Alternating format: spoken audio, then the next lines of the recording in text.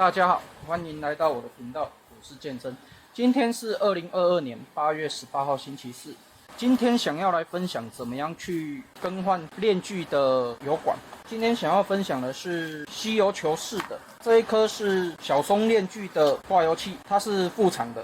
为了更清楚的讲解，所以我拿了一个油壶替代小松链锯的油壶，一颗小松链锯副厂的 G3800 的化油器，然后还有吸油球。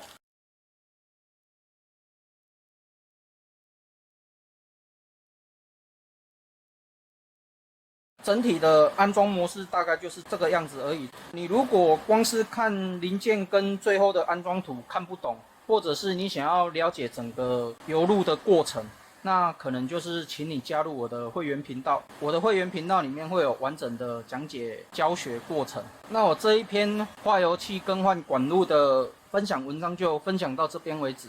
那如果你喜欢我的影片的话，敬请订阅和分享，谢谢。